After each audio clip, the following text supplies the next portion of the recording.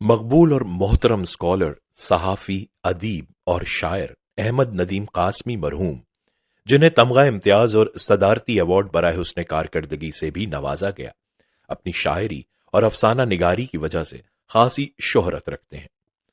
انہوں نے افسانوں کے 22 مجموعے تصنیف کیے اور کئی افسانوں کی ٹیلی ویژن کے لیے ڈرامائی تشکیل بھی ہوئی۔ کچھ فلمیں بھی ان کے موضوعات سے متاثر ہوئیں، لیکن اس کا کریڈٹ قاسمی صاحب کو نہیں ملا۔ زیر نظر افسانہ ان کے مجموعے سناٹا سے لیا گیا ہے۔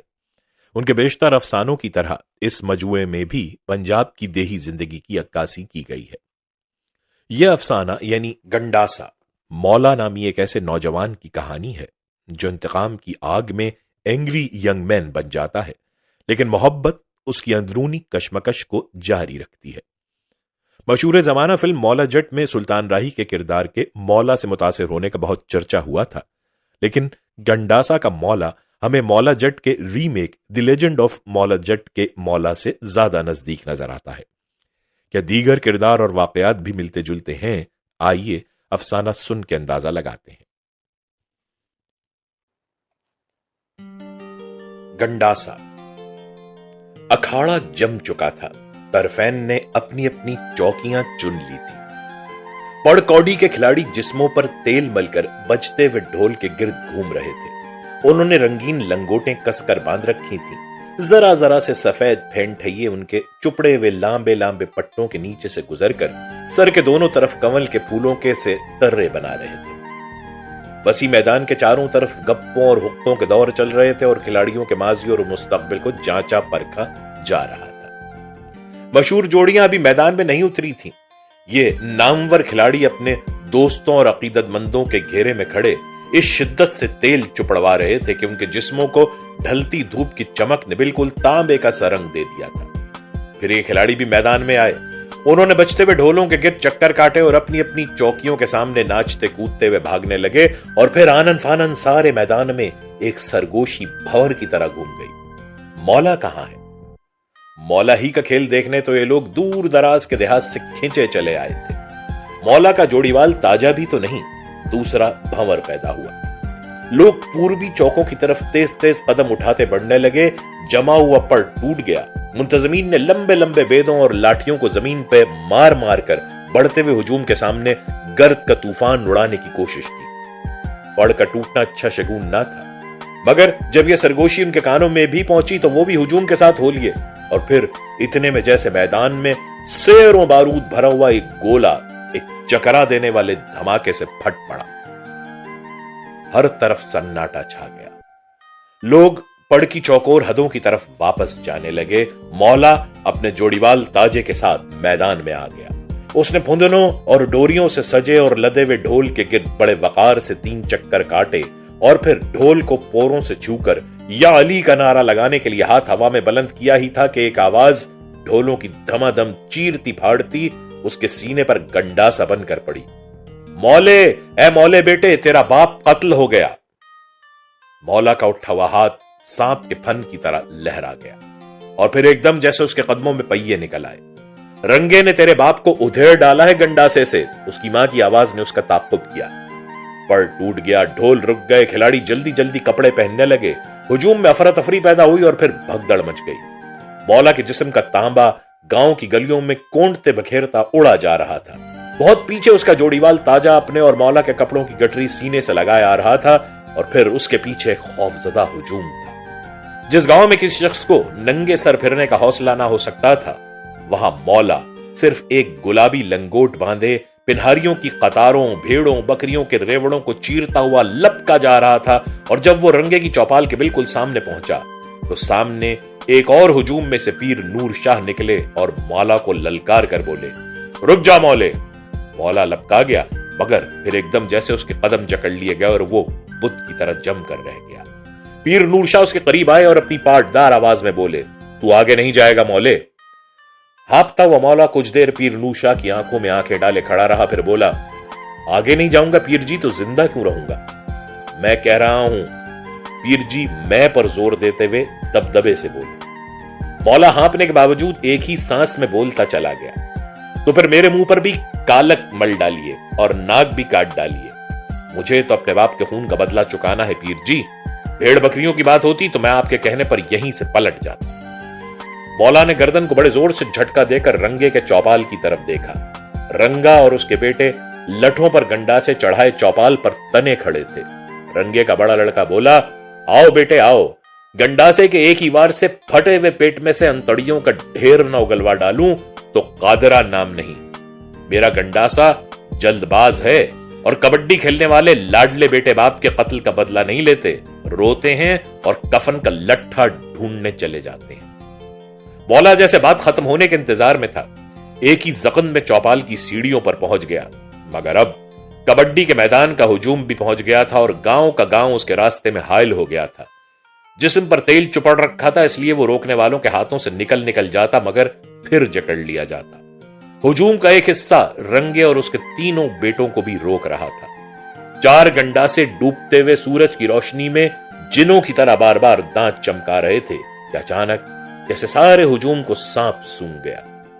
पीर नूर शाह कुरान मजीद को दोनों हाथों में बुलंद किए चौपाल की सीढ़ियों पर आए और चिल्लाए, इस कलाम अल्लाह का वास्ता अपने अपने घरों को चले जाओ, वरना बदबख्तों गांव का गांव कट मरेगा। जाओ, तुम्हें खुदा और रसूल का वास्ता, कुरान पाक का वास्ता, जाओ, चले जाओ। लोग सर झुकाकर इधर उधर बिखरने लगे। मौला ने जल्दी से आए से टपका लेकर अदब से अपने घुटनों को छुपा लिया और सीढ़ियों पर से उतर गया। पीर साहब कुरान मजीद को बगल में लिए उसके पास आए और बोले, अल्लाह ताला तुम्हें सब्र दे और आज के इस नेक काम का अजर दे। मौला आगे बढ़ गया। ताजा उसके साथ था और जब वो गली के मोड़ पर पहुंचे तो मौला ने पलट कर रंगे की चौपाल पर एक नजर डाली। तुम तो रो रहे हो मौले, ताजे ने बड़े दुख से कहा। और मौला ने अपने नंगे बाजू को आंखों पर रगड़ कर कहा, तो क्या अब रोऊं भी नहीं? लोग क्या कहेंगे? ताजे ने मशवरा दिया। हां ताजे, मौला ने दूसरी बार बाजू आंखों पर रगड़ा। मैं भी तो यही सोच रहा हूं कि लोग क्या कहेंगे। मेरे बाप के खून पर मक्खियां उड़ रही हैं और मैं यहां गली में डरे हुए कुत्ते की तरह दुम दबाए भागा जा रहा हूं मां के घुटने से लगकर रोने के लिए। लेकिन मौला मां के घुटने से लगकर रोया नहीं। वो घर के दालान में दाखिल हुआ तो रिश्तेदार उसके बाप की लाश थाने उठा ले जाने का फैसला कर चुके थे। मुंह पीटती और बाल नोचती मां उसके पास आई और शर्म तो नहीं आती कहकर मुंह फेर कर लाश के पास चली गई। मौला के तेवर इसी तरह तने रहे। उसने बढ़कर बाप की लाश को कंधा दिया और बिरादरी के साथ रवाना हो गया। और अभी लाश थाने नहीं पहुंची होगी कि रंगे की चौपाल पर कयामत मच गई। रंगा चौपाल की सीढ़ियों पर से उतरकर सामने अपने घर में दाखिल होने ही लगा था कि कहीं से एक गंडासा लपका और अंतड़ियों का एक ढेर उसके फटे हुए पेट से बाहर उबलकर उसके घर की दहलीज पर भाप छोड़ने लगा। काफी देर को अफरा तफरी के बाद रंगे के बेटे घोड़ों पर सवार होकर रपट के लिए गांव से निकले। मगर जब वो थाने पहुंचे तो ये देखकर दम बखुद रह गए कि जिस शख्स के खिलाफ वो रिपोर्ट लिखाने आए हैं वो अपने बाप की लाश के पास बैठा तस्बीह पर कुल हुवल्लाहु अहद का विर्द कर रहा था। थानेदार के साथ उन्होंने बहुत हेर फेर की कोशिश की और अपने बाप का कातिल मौला ही को ठहराया, मगर थानेदार ने उन्हें समझाया कि खामखा अपने बाप के कातिल को जाया कर बैठोगे, कोई अकल की बात करो। इधर ये मेरे पास अपने बाप के कत्ल की रिपोर्ट लिखवा रहा है, उधर तुम्हारे बाप के पेट में गंडासा भी भोंग आया है। आखिर दोनों तरफ से चालान हुए, लेकिन दोनों कत्लों का कोई चश्मदीद सबूत न मिलने की बिना पर तरफैन बरी हो गए। और जिस रोज मौला रिहा होकर गांव में आया तो अपनी मां से माथे पर एक तवील बोसा सब कराने के बाद सबसे पहले ताजे के यहां गया, उसे भींच कर गले लगाया और कहा, उस रोज तुम और तुम्हारा घोड़ा मेरे काम ना आते तो आज मैं फांसी की रस्सी में तोरी की तरह लटक रहा होता। तुम्हारी जान की कसम, जब मैंने रंगे के पेट को खोलकर रकाब में पांव रखा तो ऐसा लगा कि घोड़े को भी कत्ल का पता चल गया है। आंधी बन गया खुदा की कसम, इसीलिए तो लाश अभी थाने भी नहीं पहुंची थी कि मैं हाथ झाड़कर वापस भी आ गया। सारे गांव को मालूम था कि रंगे का कातिल मौला ही है, मगर मौले के चंद अजीजों और ताजे के सिवा कोई नहीं जानता था कि यह सब कुछ हुआ कैसे। फिर एक दिन गांव में खबर गश्त करने लगी कि मौला का बाप तो रंगे के बड़े बेटे कादरे के गंडासे से मरा था। रंगा तो सिर्फ हशकार रहा था बेटों को। रात को चौपालों और घरों में यह मौजू चलता रहा और सुबह को पता चला कि कादरा अपने कोठे के छत पर मुर्दा पाया गया है, और वो भी यूं कि जब उसके भाइयों भल्ले और गुल्ले ने उसे उठाने की कोशिश की तो उसका सर लुढ़क कर नीचे गिरा और पर नाले तक लुढ़कता चला गया। रपट लिखवाई और मौला फिर गिरफ्तार हुआ। मिर्चों का धुआं पिया, तपती दोपहरों में लोहे की चादर पर खड़ा रहा, कितनी रातें उसे ऊँगने तक न दिया गया, मगर वो इकबाली ना हुआ और आखिर महीनों के बाद रिहा होकर गांव में आ निकला। और जब अपने आंगन में कदम रखा तो मां भागी भी आई, उसके माथे पर तवील बोसा लिया और बोली, अभी 2 और बाकी है मेरे लाल, रंगे का कोई नाम लेवा ना रहे तो जभी 32 धारें बख्शूंगी। मेरे दूध में तेरे बाप का खून था मौले, और तेरे खून में मेरा दूध है, और तेरे गंडासे पर मैंने जंग नहीं चढ़ने दिया। मौला अब इलाके भर की हैबत बन गया था। उसकी मूंछों में 2-2 बल आ गए थे, कानों में सोने की बड़ी बड़ी बालियां, खुशबूदार तेल उसके लहरिये बालों में आग की कलमे से लगाए रखता। हाथी दांत का हिलाली कंघा उतरकर उसकी कनपटी पर चमकने लगा था। वो गलियों में चलता तो पट्टे के तहबंद का कम से कम आधा गज तो उसके उकब में लूटता हुआ जाता। बारीक मलमल का पटका उसके कंधे पर पड़ा रहता और अक्सर उसका सिरा गिरकर जमीन पर घिसटने लगता और घिसटता चला जाता। मौला के हाथ में हमेशा उसके कद से भी लंबी तेल पली लठ होती, और जब वो गली के किसी मोड़ या किसी चौराहे पर बैठता तो ये लठ जिस अंदाज से उसके घुटने से आ लगती उसी अंदाज से लगी रहती, और गली में से गुजरने वालों को इतनी जुर्रत ना होती कि वो मौला की लठ एक तरफ सरकाने के लिए कह सके। अगर कभी लठ एक दीवार से दूसरी दीवार तक तन गई तो लोग आते, मौला की तरफ देखते और पलटकर किसी दूसरी गली में चले जाते। औरतों और बच्चों ने तो वो गलियां ही छोड़ दी थी जहां मौला बैठने का आदी था। मुश्किल ये थी कि मौला की लठ पर से अलांगने का भी किसी में हौसला ना था। एक बार किसी अजनबी नौजवान का उस गली में से गुजर हुआ। मौला उस वक्त एक दीवार से लगा लठ से दूसरी दीवार को कुरे दे जा रहा था। अजनबी आया और लठ पर से अलांग गया। ये क्या कि मौला ने बिफर कर टिंक में से गंडासा निकाला और लठ पर चढ़ाकर बोला, ठहर जाओ छोकरे, जानते हो तुमने किसकी लठ अलांगी है? ये मौला की लठ है, मौले गंडासे वाले। नौजवान मौला का नाम सुनते ही यकलक जर्द पड़ गया और हौले से बोला, मुझे पता नहीं था मौले। मौला ने गंडासा उतार कर टिंक में उड़स लिया और लठ के एक सिरे को नौजवान के पेट पर हल्के से दबाकर बोला, तो फिर जा अपना काम कर। और फिर वो लठ को यहां से वहां तक फैलाकर बैठ गया। मौला का लिबास, उसकी चाल, उसकी मूछें और मुर्कियां और सबसे ज्यादा उसका लाओबाली अंदाज, ये सब पहले गांव के फैशन में दाखिल हुए और फिर इलाके भर के फैशन पर असरअंदाज हुए। लेकिन मौला की जो चीज फैशन में दाखिल ना हो सकी वो उसकी लांबी लठ थी। तेल पली पीतल के कोकों से अटी हुई, लोहे की शामों में लिपटी हुई, गलियों की कंकरों पर बचती और यहां से वहां तक फैल कर आने वालों को पलटा देने वाली लठ, और फिर वो गंडासा जिसकी म्यान मौला की टिंक थी, और फिर उसकी मां जंग का एक नुक्ता तक उस पर नहीं देख सकती। लोग कहते थे कि मौला गलियों के नुक्कड़ों पर लठ फैलाए और गंडासा छुपाए गुल्ले और फल्ले की राह देखता है। कादरे के कत्ल और मौले की रिहाई के बाद फुल्ला फौज में भर्ती होकर चला गया था और गुल्ले ने इलाके के मशहूर रस्सागीर चौधरी मुजफ्फर इलाही की अपना ली थी, जहां वो चौधरी साहब के दूसरे मुलाजमों के साथ चनाब और रावी पर से बैल और गायें चोरी करके लाता। चौधरी मुजफ्फर इस माल को मंडियों में बेचकर अमीरों, वजीरों और लीडरों की बड़ी बड़ी दावतें करता और अखबारों में नाम छपवाता, और जब चनाब और रावी के खोजी मवेशियों के खुरों के सुराग के साथ साथ चलते चौधरी मुजफ्फर के कस्बे के करीब पहुंचते तो जी में कहते, हमारा माथा पहले ही ठनका था। उन्हें मालूम था कि अगर वो खुरों के सुराग के साथ साथ चलते चौधरी के घर तक जा पहुंचे तो फिर कुछ देर बाद लोग मवेशियों के बजाय खुद खोजियों का सुराग लगाते फिरेंगे और लगा ना पाएंगे। वो चौधरी के खौफ के मारे कस्बे के एक तरफ से निकलकर और थलों के रेते में पहुंचकर ये कहते हुए वापस आ जाते, खुरों के निशान यहां से गायब हो रहे हैं।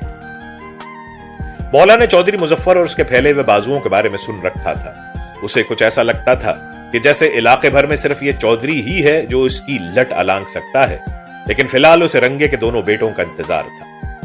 ताजे ने उसे बहुत समझाया कि तुझे बाप के खून का बदला लेना था सो ले लिया, अब ये छठे हुए बदमाशों के चलन तुझे जेब नहीं देते, काम का न काज का, दुश्मन अनाज का। ताजे ने बड़े भाइयों की तरह मौले को डांटा, और कुछ नहीं तो अपनी जमीनों की निगरानी कर लिया कर। ये क्या बात हुई कि सुबह से शाम तक गलियों में लठ फैलाए बैठे हैं और मीरासियों नाइयों से खिदमतें ली जा रही हैं। तू शायद नहीं जानता पर जान ले तो इसमें तेरा ही भला है कि माएं बच्चों को तेरा नाम लेकर डराने लगी हैं। लड़कियां तो तेरा नाम सुनते ही थूक देती हैं। किसी को बद्दुआ देनी हो तो कहती अल्लाह करे तुझे मौला ब्याह कर ले जाए। सुनते हो मौले? लेकिन मौला तो जिस भट्टी में कूदा था उसमें पक कर पुख्ता हो चुका था। बोला, अबे जा ताजे अपना काम कर, गांव भर की गालियां समेट कर मेरे सामने उनका ढेर लगाने आया है। दोस्ती रखना बड़ी जीदारी की बात है पट्टे, तेरा जी छूट गया है तो मेरी आंखों में धूल क्यों झोंकता है? जा अपना काम कर, मेरे गंडासे की प्यास अभी तक नहीं बुझी, जा। उसने लाठी को कंकरों पर बजाया और गली के सामने वाले मकान में मीरासी को बांग लगाई। अबे अब तक चिलम ताजा नहीं कर चुका उल्लू के पट्टे, जाकर घर वालों की गोद में सो गया, चिलम ला। ताजा पलट गया, मगर गली के मोड़ पर रुक गया और मुड़कर मौले को कुछ यूं देखा जैसे उसकी जवां मर्गी पर फूट फूट कर रो देगा। मौला कनखियों से उसे देख रहा था, उठा और लट को अपने पीछे घसीटता ताजे के पास आकर बोला, देख ताजे, मुझे ऐसा लगता है कि तू मुझ पर तरस खा रहा है, इसलिए कि किसी जमाने में तेरी मेरी यारी थी, पर अब ये यारी टूट गई है। ताजे, तू मेरा साथ नहीं दे सकता तो फिर ऐसी यारी को लेकर चाटना है क्या? मेरे बाप का खून इतना सस्ता नहीं था कि रंगे और उसके एक ही बेटे के खून से हिसाब चुक जाए। मेरा गंडासा तो अभी उसके पोते पोतियों नवासे नवासियों तक पहुंचेगा, इसलिए जा अपना काम कर, तेरी मेरी यारी खत्म। इसलिए मुझ पर तरस ना खाया कर, कोई मुझ पर तरस खाए तो आंच मेरे गंडासे पर जा पहुंचती है। जा। वापस आकर मौला ने मिरासी से चिलम लेकर कश लगाया तो सल्फा उभर कर बिखर गया। एक चिंगारी मौला के हाथ पर गिरी और एक लम्हे तक वहीं चमकती रही। मिरासी ने चिंगारी को झाड़ना चाहा तो मौला ने उसके हाथ पर इस जोर से हाथ मारा कि मिरासी बल खाकर रह गया और हाथ को रान और पिंडली में दबाकर एक तरफ हट गया। मौला गरजा, तरस खाता है हरामजादा। उसने चिलम उठाकर सामने दीवार पर पटक दी और लठ उठाकर एक तरफ चल दिया। लोगों ने मौला को एक नई गली के चौराहे पर बैठे देखा तो चौंके और सरगोशियां करते हुए इधर उधर बिखर गए। औरतें सर पर घड़े रख के आए और हाएं करती वापस चली गईं। मौला की लठ यहां से वहां तक फैली हुई थी और लोगों के ख्याल में उस पर खून सवार था। मौला उस वक्त दूर मस्जिद के मीनार पर बैठी हुई चील को तके जा रहा था। अचानक उसे कंकरों पर लठ के बजने की आवाज आई। चौंक कर उसने देखा कि एक नौजवान लड़की ने उसकी लठ उठाकर दीवार के साथ रख दी है और उन लांबी सुर्ख मिर्चों को चुन रही है जो झुकते हुए उसके सर पर रखी हुई गठरी में से गिर गई। मौला सन्नाटे में आ गया। लठ को अलांगना तो एक तरफ रहा, उसने यानी एक औरत जात ने लठ को गंदे चीथड़े की तरह उठाकर परे डाल दिया है और अब बड़े इत्मीनान से मौला के सामने बैठी मिर्चें चुन रही है। और जब मौला ने कड़क कर कहा, जानती हो तुमने किसकी लाठी पर हाथ रखा है? जानती हो मैं कौन हूं? तो उसने हाथ बुलंद करके चुनी हुई मिर्चें गठरी में ठूंसते हुए कहा, कोई सड़ी लगते हो। मौला मारे गुस्से के उठ खड़ा हुआ। लड़की भी उठी और उसकी आंखों में आंखें डालकर नरमी से बोली, इसीलिए तो मैंने तुम्हारी लठ तुम्हारे सर पर नहीं दे मारी। ऐसे लुटे लुटे से लगते थे, मुझे तो तुम पर तरस आ गया था। तरस आ गया था तुम्हें मौला पर। मौला धाड़ा। मौला? लड़की ने गठरी को दोनों हाथों से थाम लिया और जरा सी चौंक गई। हां, मौला गंडासे वाला, मौला ने ठुस्से से कहा और लड़की जरा सी मुस्कुरा के गली में जाने लगी। मौला कुछ देर वहां चुपचाप खड़ा रहा और फिर एक सांस लेकर दीवार से लगकर बैठ गया। लठ को सामने की दीवार तक फैला लिया तो परली तरफ से अधेड़ उम्र की एक औरत आती दिखाई। मौला को देखकर ठटकी। मौला ने लठ उठाकर एक तरफ रख दी और बोला, आ जाओ मासी आ जाओ, मैं तुम्हें खा थोड़ी जाऊंगा। आवाज बागता औरत आई और मौले के पास से गुजरते हुए बोली, कैसा झूठ बकते हैं लोग। कहते हैं जहां मौला बख्श बैठा हो वहां से बाबला कुत्ता भी दुबक कर गुजरता है, पर तूने मेरे लिए अपनी लठ। कौन कहता है? मौला उठ खड़ा हुआ। सब कहते हैं, सारा गांव कहता है। अभी अभी कुएं पर यही बातें हो रही थी, पर मैंने तो अपनी आंखों से देख लिया कि मौला बख्श। लेकिन मौला अब तक उस गली में लपक कर गया था जिसमें अभी अभी नौजवान लड़की गई। वो तेज तेज चलता गया और आखिर दूर लंबी गली के सिरे पर वही लड़की जाती नजर आई। वो भागने लगा। आंगनों में बैठी हुई औरतें दरवाजों तक आ गईं और बच्चे छतों पर चढ़ गए। मौला का गली से भागकर निकलना किसी हादसे का पेशखेमा समझा गया। लड़की ने भी मौला के कदमों की चाप सुन ली थी। वो पलटी और फिर वहीं जमकर खड़ी रह गई। उसने बस इतना ही किया कि गठरी को दोनों हाथों से थाम लिया। चंद मिर्चें दहकते हुए अंगारों की तरह उसके पांव पर बिखर गईं। मैं तुम्हें कुछ नहीं बोऊंगा, मौला पुकारा, कुछ नहीं कहूंगा तुम्हें। लड़की बोली, मैं डर के नहीं रुकी, डरे मेरे दुश्मन। मौला रुक गया, फिर हौले हौले चलता हुआ उसके पास आया और बोला, बस इतना बता दो तुम हो कौन। लड़की जरा सी मुस्कुरा दी। औकब से किसी बुढ़िया की आवाज आई, ये रंगे के छोटे बेटे की मंगेतर राजू है मौला बख्श। मौला आंखें फाड़ फाड़ कर राजू को देखने लगा। उसे राजू के पास रंगा और रंगे का सारा खानदान खड़ा नजर आया। उसका हाथ टींक तक गया और फिर रस्से की तरह लटक गया। राजू पलटकर बड़ी मुतवाजन रफ्तार से चलने लगी। मौला ने लाठी एक तरफ फेंक दी और बोला, ठहरो राजू, ये अपनी मिर्चें लेती जाओ। राजू रुक गई। मौला ने झुककर एक एक मिर्च चुन ली और फिर अपने हाथ से उन्हें राजू की गठरी में ठूंसते हुए बोला, तुम्हें मुझ पर तरस आया था ना राजू? लेकिन राजू एकदम संजीदा हो गई और अपने रास्ते पर हो ली। मौला भी वापस जाने लगा। कुछ दूर ही गया था कि बुढ़िया ने उसे पुकारा, ये तुम्हारी लठ तो यहीं रखी रह गई मौला बख्श। मौला पलटा और लठ लेते हुए बुढ़िया से पूछा, मासी یہ لڑکی راجو کیا یہیں کی رہنے والی ہے؟ میں نے تو اسے کبھی نہیں دیکھا۔ یہیں کی ہے بھی بیٹا اور نہیں بھی، بڑھیا بولی۔ اس کے باپ نے لام میں دونوں بیٹوں کے مرنے کے بعد جب دیکھا کہ وہ روز ہل اٹھا کر اتنی دور کھیتوں میں نہیں جا سکتا تو گاؤں والے گھر کی چھت اکھیڑی اور یہاں سے یوں سمجھو کہ کوئی 2-2.5 کوس دور ایک ڈھوک بنا لی۔ وہیں راجو اپنے باپ کے ساتھ رہتی ہے۔ تیسرے چوتھے دن گاؤں میں سودا سلف خریدنے آ جاتی ہے اور بس۔ مولا جواب میں صرف ہوں کہہ کر واپس چلا گیا، لیکن گاؤں بھر میں یہ خبر آندھی کی طرف پھیل گئی کہ آج مولا اپنی لٹ ایک جگہ رکھ کر بھول گیا۔ باتوں باتوں میں راجو کا 1-2 بار نام آیا مگر دب گیا۔ رنگے کے گھرانے اور مولا کے درمیان صرف گنڈاسے کا رشتہ تھا اور راجو رنگے ہی کی بیٹے کی منگیتر تھی اور اپنی جان کسے پیاری نہیں۔ اس واقعے کے بعد مولا گلیوں سے غائب ہو گیا۔ سارا دن گھر میں بیٹھا لاٹھی سے دالان کی مٹی کو ریتتا رہا اور کبھی باہر جاتا بھی تو کھیتوں چرہا گاؤں میں پھر پھرا کر واپس آ جاتا۔ ماں اس کے رویے پر چونکی مگر صرف چونکنے پر اکتفا کی۔ وہ جانتی تھی کہ مولا کے سر پر بہت سے خون سوار ہیں، وہ بھی جو بہا دیے گئے اور وہ بھی جو بہائے نہ جا سکے۔ یہ رمضان کا مہینہ تھا، نقارے پٹ پٹا کر خاموش ہو گئے تھے۔ گھروں میں سحری کی تیاریاں ہو رہی تھیں۔ دہی بلونے اور توے پر روٹیوں کے پڑنے کی آوازیں مندروں کی گھنٹیوں کی طرح پراسرار معلوم ہو رہی تھی۔ مولا کی ماں بھی چولہا جلائے بیٹھی تھی اور مولا مکان کی چھت پر ایک چارپائی پر لیٹا آسمان کو گھورے جا رہا تھا۔ یکایک کسی گلی میں ہنگامہ مچ گیا۔ مولا نے فوراً لٹ پر گنڈاسا چڑھایا اور چھت پر سے اتر کر گلی میں بھاگا۔ ہر طرف گھروں میں لالٹینیں نکلی آ رہی تھیں اور شور بڑھ رہا تھا۔ وہاں پہنچ کر مولا کو معلوم ہوا کہ 3 مسافر جو نیزوں برچیوں سے لیس تھے بہت سے بیلوں اور گائے بھینسوں کو گلی میں سے ہکائے لیے جا رہے تھے کہ چوکیدار نے انہیں ٹوکا اور جواب میں انہوں نے چوکیدار کو گالی دے کر کہا کہ مال چودھری مظفر الہی کا ہے۔ یہ گلی تو خیر ایک ذلیل سے گاؤں کی گلی ہے، چودھری کمال تو لاہور کی ٹھنڈی سڑک پر سے بھی گزرے تو کوئی اوف نہ کرے۔ مولا کو کچھ ایسا محسوس ہوا جیسے چودھری مظفر خود بنفس نفیس گاؤں کی اس گلی میں کھڑا اس سے گنڈاسا چھیننا چاہتا ہے۔ کڑک کر بولا، چوری کا یہ مال میرے گاؤں سے نہیں گزرے گا، چاہے یہ چودھری مظفر کا ہو چاہے لاٹ صاحب کا۔ یہ مال چھوڑ کر چپکے سے اپنی راہ لو اور اپنی جان کے دشمن نہ بنو۔ اس نے لٹ کو جھکا کر گنڈاسے کو لالٹینوں کی روشنی میں چمکایا۔ جاؤ۔ مولا گھرے ہوئے مویشیوں کو لٹ سے ایک طرف ہکانے لگا۔ جا کر کہہ دو اپنے چودھری سے کہ مولا گنڈاسے نے تمہیں سلام بھیجا ہے اور اب جاؤ اپنا کام کرو۔ مسافروں نے مولا کے ساتھ سارے ہجوم کے بدلے ہوئے تیور دیکھے تو چپ چاپ کھسک گئے۔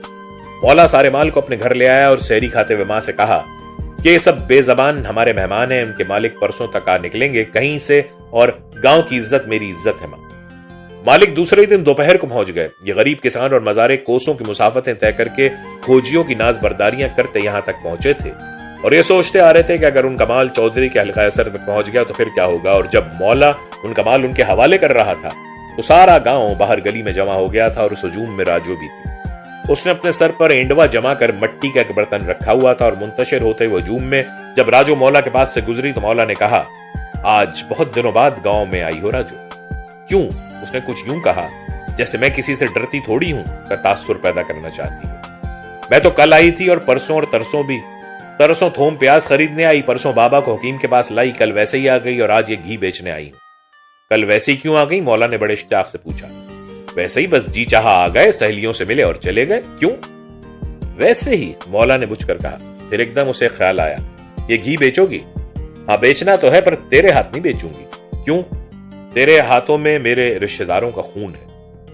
مولا کو ایک دم خیال آیا کہ وہ اپنی لٹ کو دالان میں اور گنڈاسے کو بستر تلے رکھ کر بھول آیا ہے۔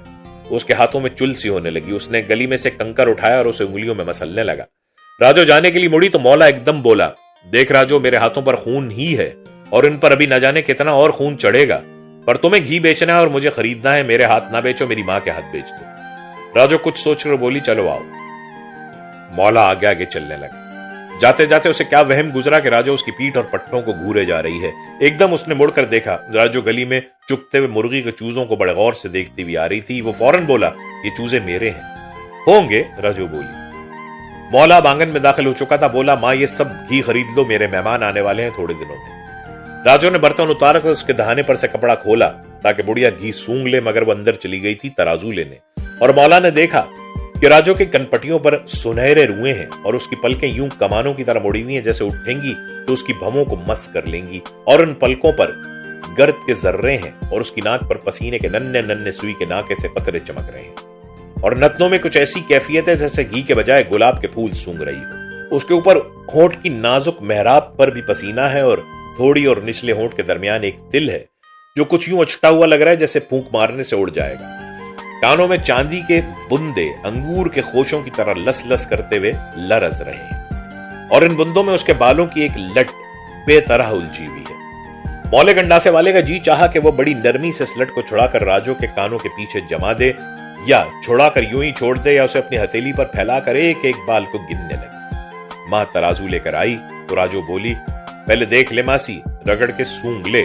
आज सुबह ही को ताजा ताजा मक्खन गरम किया था, पर सूंघ ले पहले। ना बेटी, मैं तो ना सूंघूंगी, मां ने कहा, मेरा तो रोजा मकरू होता है। फिर वो राजू को घूर घूर कर देखने लगी और कुछ देर के बाद बोली, तू फिर जा। मां ने तराजू उठाकर एक तरफ पटक दी। तुझे हौसला कैसे हुआ मेरे यहां कदम धरने का? रिश्ता कत्लों का और सौदा घी का, जा। फिर वो मौला की तरफ मुड़ी, जिन पर गंडासे चलाने उनसे घी का लेन देन नहीं होता मेरी जान। ये गुल्ले की मंगेतर है, गुल्ले की, रंगे के बेटे की। राजू, जिसका चेहरा कानों तक सुर्ख हो गया था, जल्दी से बर्तन पर कपड़ा बांधकर उठी और बोली, तुम्हारे सीनों में दिल है या खशखाश के दाने? मौला के मुंह पर जैसे एक तरफ उसकी मां ने और दूसरी तरफ राजू ने थप्पड़ मार दिया था। वह भन्ना कर रह गया और जब राजू चली गई तो जलती हुई दोपहर में ऊपर छत पर चढ़ गया और चारपाई पर लेट गया। वो यूं ही देर तक धूप में लेटा रहा और जब उसकी मां उसे उठाने आई तो वो रो रहा था। तुम रो रहे हो मौले? उसने हैरान होकर पूछा और मौला बोला, तो क्या अब रोऊं भी नहीं? मां चकरा कर उसके पास बैठ गई। वो बेटे के सवाल में अपने सवाल का जवाब ढूंढ रही थी। अब मौला घर में भी नहीं बैठता था। सारा सारा दिन लारी के अड्डे पर नूरे नाई के यहां पड़ा रहता। नूरे ने वहां चाय की दुकान खोल रखी थी। शाम से पहले जब लारी आती तो गांव भर के नौजवानों और बच्चों का हुजूम लग जाता। सब नूरे के चाय पीते और ड्राइवरों से शहरों की खबरें पूछते और मौला उनसे अलग एक खटोले पर लेटा आसमान को घूरता रहता। अब लोग मौला के आदी हो चुके थे। वो उसके पास से हुक्का तक उठा लाते मगर किसी को उसकी लट को छूने या लांगने की जरूरत नहीं हुई, जो वहां खटोले के साथ लगी लारी के इंजन तक तनी रहती। फिर एक रोज जब शाम से पहले लारी आकर रुकी और उसमें से मुसाफिर उतरने लगे तो ये क्या कि जैसे सारे अड्डे पर उल्लू बोल गया। लारी में से रंगे का बेटा गुल्ला उतरा, उसके पीछे 4 बड़े कदावर गबरू उतरे और फिर पांचों एक तरफ जाकर कुछ बातें करने लगे।